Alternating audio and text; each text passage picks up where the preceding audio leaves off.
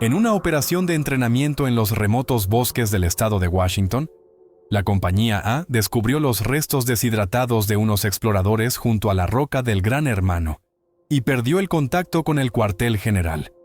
Las paredes del bosque parecían ahogadas por el infrasonido. Los soldados sufrían migrañas, hemorragias e insomnio, y su equipo técnico fallaba. Tras una inspección presa del pánico, los combatientes se atrincheraron alrededor de la roca, establecieron un perímetro circular, colocaron centinelas con visores térmicos y esperaron el amanecer, con la esperanza de que la luz del día debilitara el efecto de la anomalía y les diera la oportunidad de restablecer la comunicación por radio u organizar una retirada. Aún creían que lo peor había pasado. En realidad, la noche solo había abierto una puerta, y la verdadera pesadilla estaba a punto de irrumpir. El incidente con el teniente Drummond ocurrió en las horas previas al amanecer de una de las noches más tensas, cuando la oscuridad es más densa, y la fatiga y los efectos del zumbido alcanzaban su punto álgido. Estaba de guardia en uno de los puestos de observación, situado un poco alejado del perímetro principal, sobre una pequeña elevación. En la oscuridad absoluta, apenas rota por la luz de las estrellas que se filtraba a través de raras aberturas en las nubes, y el tenue resplandor verdoso amarillento de los dispositivos de visión nocturna, vio algo. Era una silueta borrosa, un movimiento en el límite mismo de la visibilidad, sin contornos claros y fijos, más bien sentido intuitivamente que visto con los ojos o la óptica. En ese mismo instante, incluso antes de que lo viera, sintió la presencia de una entidad inmensa e invisible, muy cerca, casi pegada a él. La descripción del encuentro, por el propio Drummond, que más tarde intentó transmitir al capitán Harper y al sargento Hobbs, fue confusa, incoherente y profundamente perturbadora. No fue un ataque físico en el sentido habitual, golpes, lucha. El zumbido que penetraba todo su cuerpo y cerebro, en ese momento se intensificó de forma brusca e insoportable, volviéndose casi ensordecedor a nivel de sensación física, y lo más importante, se sintió como si penetrara directamente en su conciencia. No solo sintió el impacto físico del infrasonido, sino también algo parecido a un contacto mental, una invasión en sus pensamientos, una sensación de presencia ajena dentro de su cabeza. Surgió una abrumadora sensación de la absoluta extrañeza de la criatura, su alteridad, su naturaleza no humana, pero, al mismo tiempo, una sensación de algún propósito o incluso intención de su parte, dirigida directamente a Drummond, como si la criatura lo estuviera eligiendo o hablando con él a su propio nivel. Después de este incidente, el comportamiento de Drummond sufrió cambios drásticos y aterradores. Se volvió distante, retraído, como si una parte de su alma hubiera abandonado su cuerpo. Hablaba poco, su discurso se volvió monótono, sin inflexiones, casi mecánico. Su mirada parecía vacía, errante, como si mirara a través de la gente, sin verla, o estuviera enfocado en algo lejano e invisible para los demás, en alguna pantalla interna.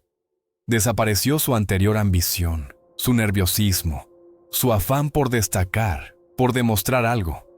En su lugar, apareció una extraña y aterradora calma, casi indiferencia hacia todo lo que sucedía a su alrededor, hacia el sufrimiento de sus compañeros, hacia el peligro. Sus declaraciones se volvieron enigmáticas, inquietantes y completamente incompatibles con la realidad que veían los demás. Drummond comenzó a hablar de ellos, las criaturas, no como adversarios hostiles a los que había que destruir, sino como los antiguos habitantes de esta tierra, como aquellos que simplemente protegen lo suyo. Afirmaba con total seguridad, sin admitir dudas, que no quieren matar, que simplemente quieren que los dejen en paz, que sus acciones, el ataque al pelotón de reconocimiento, el efecto sobre la compañía, eran solo una reacción a la invasión de su territorio. Sus palabras sonaban como un desvarío incoherente para los soldados cansados y asustados, cuyos compañeros habían sido despedazados, pero contenían una lógica aterradora y distorsionada que contradecía los hechos evidentes de la horrible muerte de los exploradores. La interacción de Drummond con el capitán Harper se convirtió en uno de los puntos centrales de la creciente tensión en la compañía. Drummond se acercaba a Harper en momentos en que éste intentaba evaluar la situación, tratando de convencerlo de su verdad, de su nueva comprensión. Insistía en la inutilidad de cualquier confrontación. Afirmaba que era imposible luchar contra estas criaturas y que el único camino a la supervivencia era establecer contacto o mostrar sumisión a su voluntad. Sus argumentos, respaldados por su extraño estado de desapego y su aterradora calma, causaban en Harper una profunda inquietud y una fuerte sospecha. El capitán no sabía cómo tomar sus palabras, si creer a sus propios ojos y oídos, o considerar a Drummond completamente quebrado, enloquecido por el efecto de la anomalía. La reacción de los demás soldados al comportamiento de Drummond fue unánime y negativa. Sentían hacia él una mezcla de miedo, rechazo y lástima. Los susurros a sus espaldas se hacían más fuertes. La mayoría estaba convencida de que el teniente se había quebrado bajo la presión inhumana y se había vuelto loco, perdiendo el contacto con la realidad. Temían quedarse a solas con él. Su extraña calma en medio del horror general parecía antinatural y aterradora. Sus palabras sobre comprender a las criaturas sonaban para ellos como una traición hacia sus camaradas caídos y como una señal de una locura total e irreversible. Nadie confiaba en él. Se alcanzó el clímax de la presión psicológica sobre la compañía. La combinación de los constantes síntomas físicos del infrasonido, dolor de cabeza opresivo, náuseas, mareos, hemorragias, el insomnio agotador, la creciente paranoia y la desconfianza mutua entre los propios soldados, y ahora, el extraño y aterrador comportamiento de uno de los oficiales, llevó la atmósfera en la compañía al límite. La disciplina se sostenía por pura inercia, por años de entrenamiento y la fuerza de la costumbre. Pero las grietas en esa armadura se hacían cada vez más visibles, amenazando con un colapso total. El capitán Harper se dio cuenta de que debía tomar una decisión drástica y extremadamente arriesgada, y hacerlo rápido. La situación se había salido de control. Esperar ayuda era inútil. No había nadie en quien confiar. Toda su unidad estaba bajo la amenaza de perder su capacidad de combate, de un conflicto interno o de la locura total antes de enfrentarse a la amenaza externa. El capitán Harper estaba sentado, con la espalda apoyada en una piedra fría y húmeda, mirando la oscuridad absoluta del bosque, tratando de encontrar una respuesta en las sombras vacías. Sopesaba todos los factores de la situación con la fría racionalidad que le habían enseñado durante años en las academias militares y en los cursos de mando, pero que ahora le costaba un esfuerzo enorme, como si su cerebro se negara a obedecer. La pérdida total de comunicación significaba la imposibilidad de pedir ayuda, de informar del horror ocurrido o de recibir instrucciones del mando. La retirada era prácticamente imposible. No conocían una ruta segura a través de esta zona anómala, no tenían comunicación para coordinar una evacuación, estaban física y moralmente agotados por el efecto de la anomalía. El personal estaba al borde del colapso total. Los síntomas físicos no cedían. El estado mental empeoraba con cada hora, conduciendo al agotamiento y a la locura.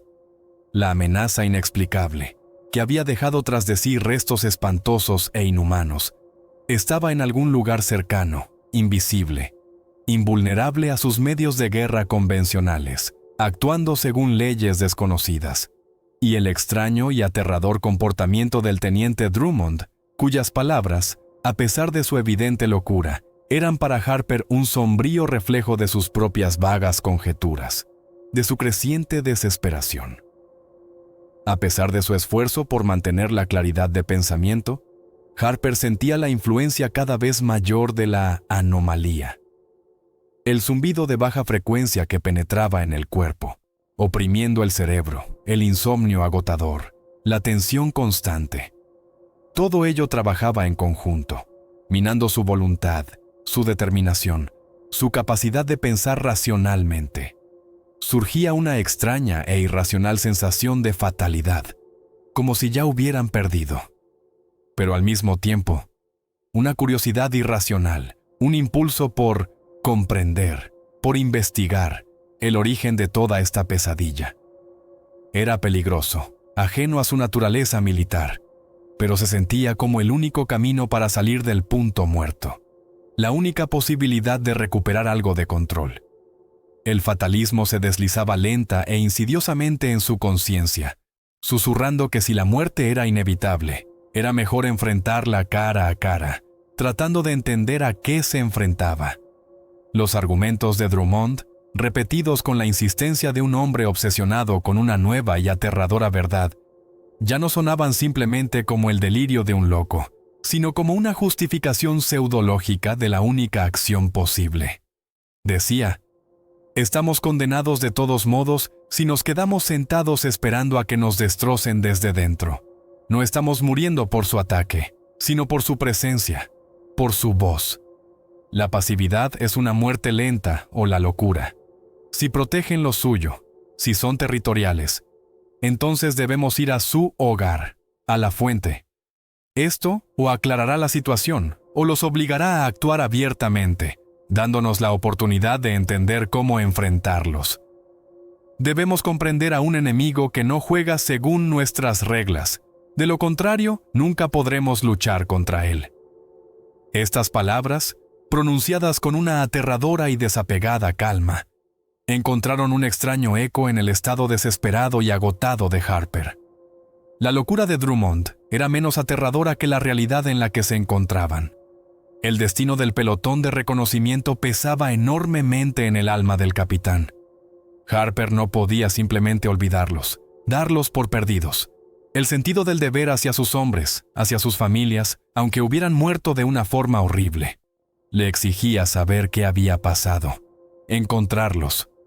Investigar la anomalía, su origen, representaba la única oportunidad de averiguar el destino de los exploradores, de encontrar alguna respuesta.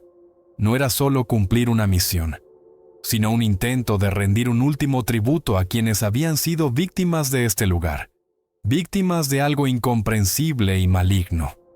Tras sopesar todos los pros y los contras, la falta de otras opciones realistas, la creciente descomposición en las filas, la necesidad de actuar para evitar el colapso total, la vaga y desesperada esperanza de aclarar la situación y descubrir una debilidad en el enemigo, Harper tomó una decisión difícil y fuera de todo protocolo militar.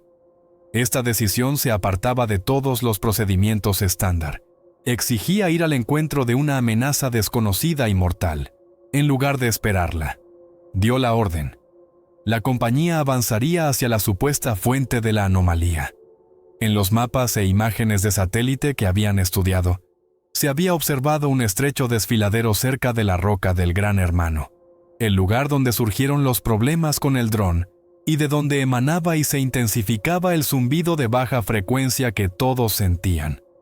La reacción del sargento Hobbs y de los otros combatientes fue variada, pero al final la obediencia fue total, basada en años de disciplina y confianza en su comandante, incluso en circunstancias en las que ese comandante podría estar llevándolos a la muerte.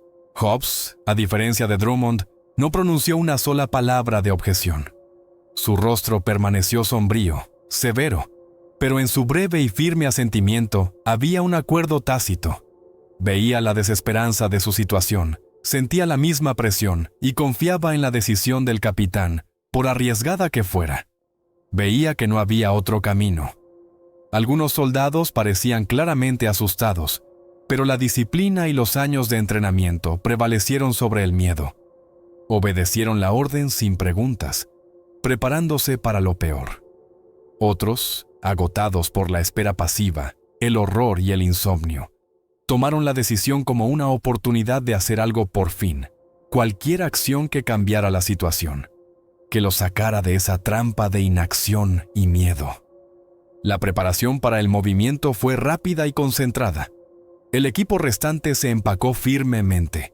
Cada mosquetón, cada cierre fue revisado. Se comprobaron las armas, cada unidad, cada cargador, Cada cartucho parecía invaluable. Las provisiones restantes de agua y alimentos se distribuyeron entre los combatientes de la manera más equitativa posible.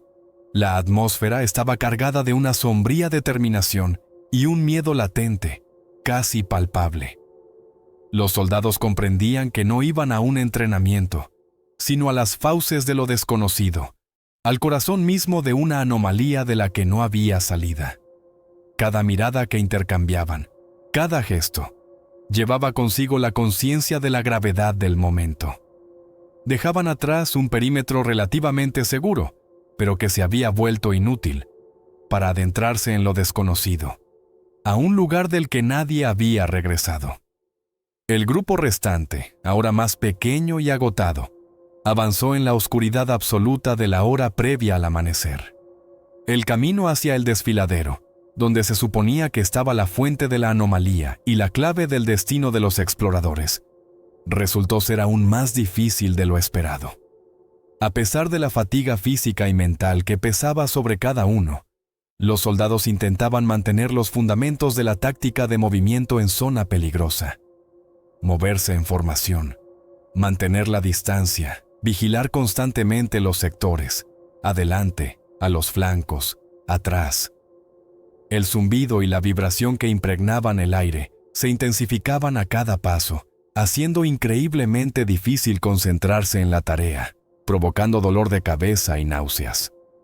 Las piernas se enredaban por el agotamiento, los músculos ardían, el dolor de cabeza oprimía, pero seguían moviéndose, guiados por la orden del capitán y los restos de la disciplina profesional. Cada yarda superada se lograba con un esfuerzo enorme, cada paso requería un acto de voluntad. Finalmente, tras abrirse paso a través del denso bosque y la maleza, llegaron al lugar. El desfiladero era una grieta profunda y estrecha en las rocas, densamente oculta por una vegetación alta y exuberante. Helechos gigantes, arbustos espesos, ramas de árboles centenarios que colgaban hasta el suelo, como si la naturaleza intentara ocultar esta entrada. Su acceso era casi imperceptible desde el exterior, siendo solo una pequeña abertura en las rocas. Dentro era antinaturalmente oscuro y frío, incluso a pleno día, cuando la luz del sol se filtraba a través de las copas de los árboles. El aire aquí era denso, pesado, húmedo, impregnado de ese mismo olor acre y químico que habían sentido en la roca. Un olor a amoníaco, a podredumbre y a algo ajeno. El zumbido y la vibración en el desfiladero se sentían considerablemente más fuertes, casi ensordecedores, y provocando una desagradable sensación de resonancia en el pecho y la cabeza, dificultando la respiración. En el mismo desfiladero, detrás de una gran roca cubierta de musgo que lo ocultaba de la entrada, descubrieron lo que parecía el comienzo de algo. Era un agujero enorme, casi perfectamente circular en el suelo, un pozo vertical que se adentraba en la oscuridad total. La escala del agujero era impresionante. Era lo suficientemente ancho como para que un camión pequeño pudiera pasar, y sus bordes parecían extrañamente lisos, como si hubieran sido pulidos no por el viento y el agua, sino por otra cosa. De la oscuridad del pozo emanaba humedad, frío, y el mismo olor repugnante a amoníaco. Su profundidad parecía insondable. Una piedra arrojada en él no alcanzaba el fondo. Solo su golpeteo contra las paredes se desvanecía gradualmente abajo. Evaluar la profundidad exacta del pozo resultó difícil debido a la oscuridad total, pero el sonido de la piedra al caer, sin llegar al fondo, confirmó su considerable extensión. Cientos de pies. Se tomó la decisión de descender. Era el único camino hacia adelante. Los soldados prepararon el equipo de cuerdas que tenían, cuerdas de alpinismo militares, mosquetones, dispositivos de descenso. Se designó a los que irían primero, los combatientes más experimentados y físicamente fuertes, capaces de hacer frente a los peligros del descenso. El grupo intentó seguir los procedimientos de seguridad en la medida de lo posible, en condiciones de improvisación, equipo limitado y el estrés extremo que se sentía a cada paso. El descenso mismo al pozo fue arduo. tenso y lleno de peligros. Se utilizaron potentes linternas militares y dispositivos de visión nocturna, pero la visibilidad seguía siendo muy limitada. Los haces de luz solo capturaban pequeñas secciones de las paredes. Las paredes del pozo estaban húmedas y resbaladizas, cubiertas de baba o rocío, y en algunos lugares la roca se desmoronaba bajo los pies y las manos, creando riesgo de caída. El peligro era real en cada metro de descenso. Los soldados sentían una creciente claustrofobia a medida que se sumergían en la oscuridad absoluta y palpable y en el espacio confinado del pozo. El zumbido aquí era aún más intenso, casi ensordecedor, penetrando hasta la médula, haciendo vibrar los órganos internos. A medida que descendían, en las cornisas y en las paredes del pozo, comenzaron a encontrar hallazgos espeluznantes e inexplicables. Descubrieron restos de viejo equipo de tala de árboles muy oxidado, un cable de acero oxidado, partes de algunos mecanismos, incrustados en la roca y atascados entre las piedras. Esto indicaba que alguna vez se habían realizado aquí trabajos de exploración o explotación. Pero aún más alarmantes eran los montones de huesos de animales salvajes, ciervos, osos, otros habitantes del bosque.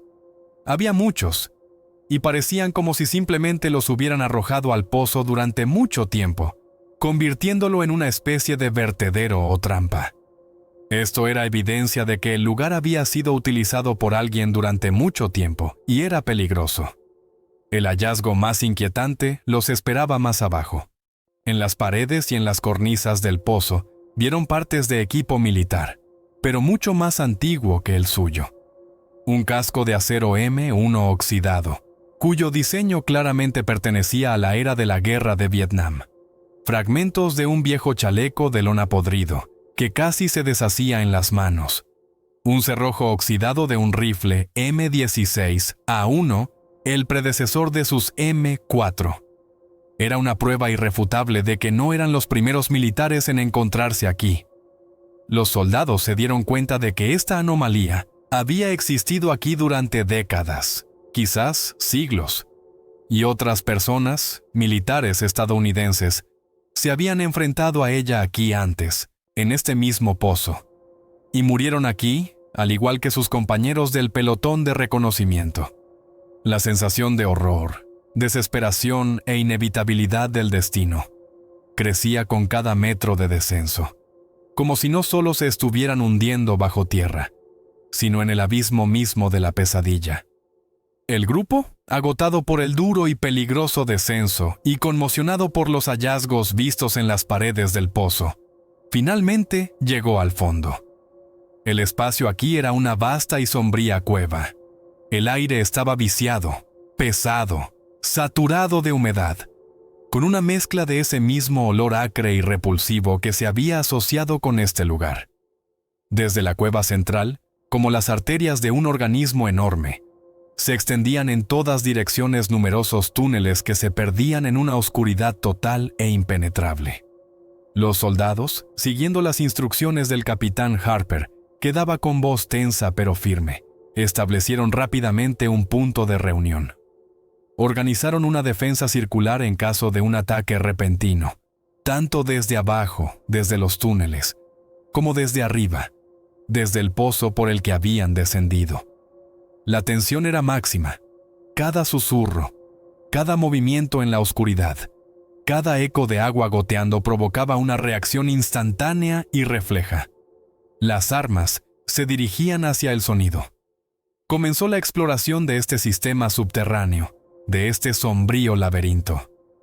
El grupo se movió por uno de los túneles más anchos, iluminando el camino con potentes linternas militares, cuyos haces capturaban pequeños círculos de espacio, y utilizando dispositivos de visión nocturna que convertían la oscuridad en un mundo verdoso y surrealista. El entorno era siniestro y ajeno. Las paredes húmedas de las cuevas estaban cubiertas de musgo húmedo, baba resbaladiza y agua que goteaba del techo, cuyos sonidos rompían monótonamente un silencio que, de otro modo, sería total, a excepción del zumbido. En algunos lugares, del techo colgaban estalactitas, y desde abajo se elevaban estalagmitas, algunas de las cuales parecían antinaturalmente lisas y tenían formas extrañas e inusuales, como si no hubieran sido esculpidas por el agua y el tiempo. En las paredes se observaron extrañas formaciones mucosas, de aspecto y tacto desagradables. La luz de las linternas se reflejaba en su superficie brillante. El zumbido y la vibración aquí se habían vuelto aún más fuertes, casi ensordecedores, penetrando hasta la médula, provocando una resonancia en los huesos y un temblor interno. Poco a poco, a medida que avanzaban por los túneles y las cámaras, los soldados comenzaron a darse cuenta de la escala de este sistema subterráneo. No era solo una cueva aislada o una acumulación casual de cavidades. Era una red enorme, compleja e interconectada de túneles, cámaras, fisuras, que se extendía por muchos cientos de pies, por millas bajo la montaña. Se creaba una sensación abrumadora de que esto no era simplemente geología natural, formada por el agua y el tiempo durante millones de años, sino algo más grande, artificial, creado por alguien o algo, un hogar habitado, complejo y vivo.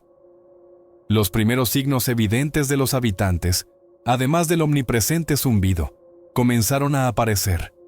En el suelo húmedo se descubrieron extrañas huellas que no se parecían ni a las humanas ni a las de animales conocidos.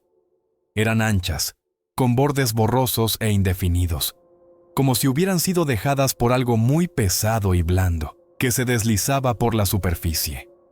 En las paredes de las cuevas había profundos arañazos, hechos claramente no por rocas, sino por algo afilado y fuerte, capaz de dejar surcos en la roca. Surgió una sensación constante e incesante de que estaban siendo observados, de que no estaban solos en esta oscuridad absoluta, de que alguien o algo los seguía de cerca. Aparecieron breves e inacibles destellos de movimiento en la periferia de la visión, sombras que se deslizaban en pasajes lejanos, desapareciendo en cuanto se enfocaba en ellas, sonidos que resultaban ser solo el eco de sus propios pasos, intensificando la paranoia. A través de la observación de estos signos indirectos, huellas, arañazos, la sensación de presencia y el primer contacto indirecto con las manifestaciones de su actividad, el efecto del infrasonido, los soldados comenzaron a comprender de forma vaga e intuitiva la naturaleza de las criaturas. Se dieron cuenta de su increíble fuerza física, la capacidad de moverse en silencio absoluto en la oscuridad, orientándose de alguna manera desconocida, y de destruir con facilidad materiales orgánicos, dejando huellas espantosas en los cuerpos de sus compañeros caídos. Quedó claro que las criaturas no usaban sonidos en el sentido humano para orientarse o comunicarse. Su mundo se basaba en el infrasonido, la vibración y otros sentidos desconocidos para el hombre, que les permitían ver y oír en la oscuridad total. Poco a poco fue llegando la comprensión de su mente colectiva y su asombrosa sincronía y coordinación de acciones. Las criaturas, que no se parecían a las criaturas en el sentido habitual, no actuaban como individuos separados, sino como partes de un único organismo o conciencia. Sus movimientos parecían perfectamente coordinados, pero sin órdenes ni señales visibles. Surgió una sensación opresiva y espeluznante de que sabían dónde estaban los soldados en todo momento, incluso cuando estaban inmóviles en la oscuridad total, intentando esconderse. Esta comprensión era intuitiva, basada en la sensación de la total falta de sigilo de los humanos ante estas criaturas, como si fueran transparentes a sus sentidos. El teniente Drummond, en este entorno subterráneo, mostraba cambios evidentes y aterradores en su comportamiento. Aquí, en las cuevas, parecía más tranquilo. Su extraña indiferencia había sido reemplazada por una especie de confianza, casi obsesión. Parecía como si se sintiera en casa, en un entorno familiar, como si se hubiera integrado en este mundo.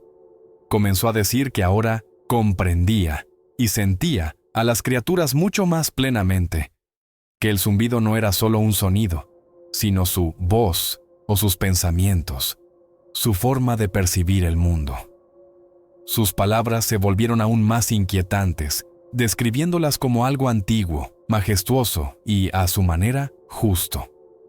Se movía por los túneles con una seguridad que no se correspondía en absoluto con la orientación de un ser humano en la oscuridad absoluta.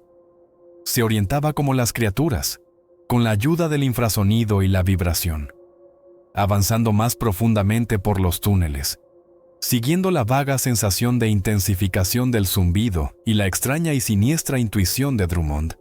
El grupo penetró en una vasta cámara central. Era el nido, el corazón del sistema subterráneo, la fuente de la anomalía. El espacio era una cueva enorme, mucho más grande que las que habían visto antes. Sus bóvedas se perdían en la oscuridad muy por encima de sus cabezas. Sus paredes y bóvedas no solo estaban cubiertas de formaciones naturales, estalactitas y estalagmitas, sino también de algo que parecía enormes construcciones orgánicas, estructuras densas y fibrosas que formaban una especie de nichos, capullos y plataformas. Eran de aspecto suave, pulsantes, cubiertas de la misma extraña baba. Y lo más importante, en estas construcciones y en el suelo de la cueva descubrieron a la prole. La descripción de las crías de las criaturas era impactante, inhumana. Eran muchísimas, cientos, miles. Eran enormes, algunas del tamaño de un hombre adulto, otras considerablemente más grandes, en fase de desarrollo. Su piel era semitransparente, pálida. A través de ella se podía ver una red de vasos sanguíneos y los contornos vagos y pulsantes de los órganos internos. Carecían por completo de ojos, lo que confirmaba su total adaptación a la oscuridad absoluta del mundo subterráneo y el uso de otros sentidos desconocidos para el hombre, infrasonido y vibración, para orientarse. A pesar de su aparente impotencia en su estado semitransparente, de movimiento lento y en desarrollo, la escala de la prole y su tamaño potencial en la madurez eran evidentes y aterradores. En ese momento, el capitán Harper comprendió plenamente, con una claridad escalofriante, la magnitud de la amenaza y su verdadera motivación.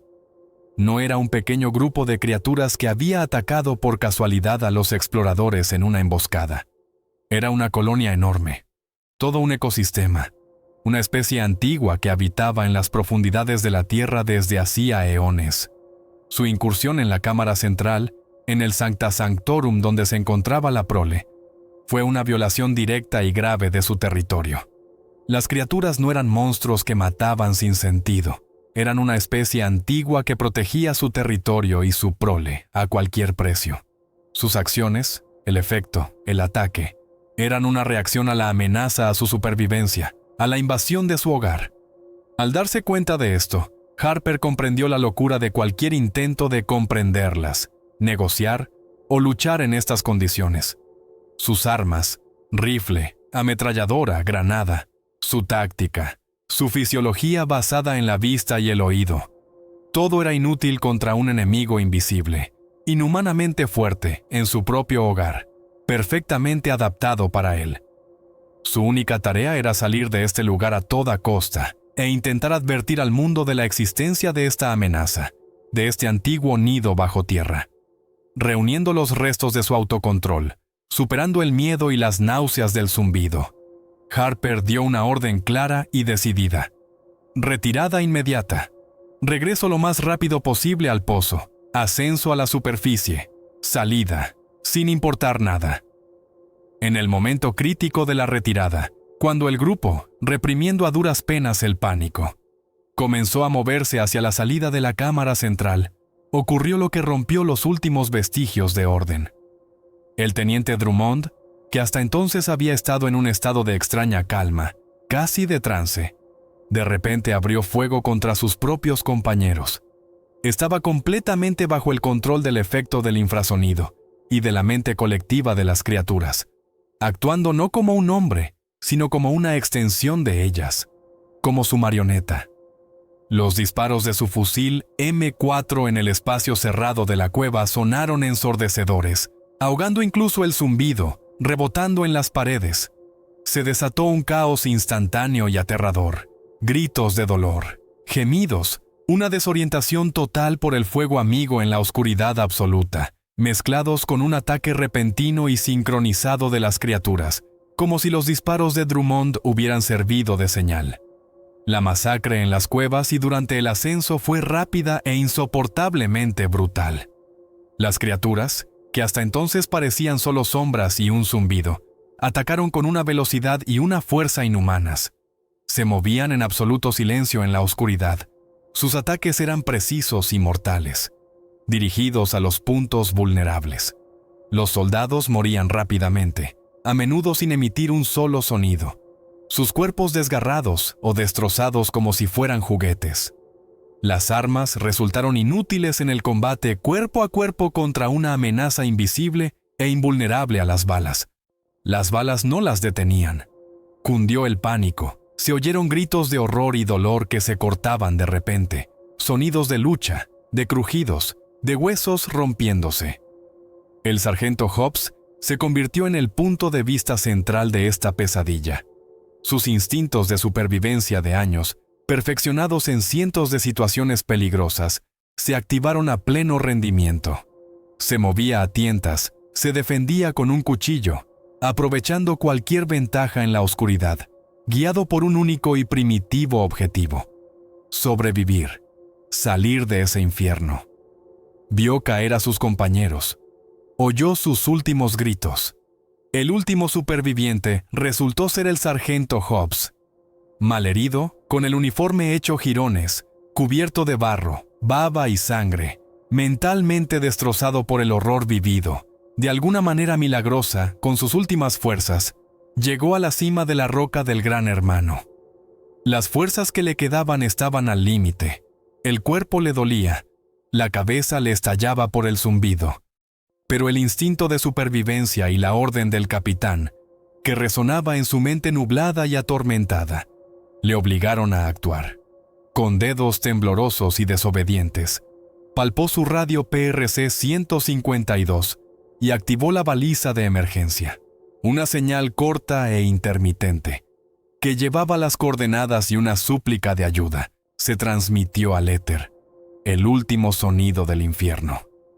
En ese momento, elevándose sobre la cresta de la roca, vio la colosal figura de una criatura, enorme, semitransparente, pulsante, que se alzaba sobre los árboles como si la propia montaña hubiera cobrado vida.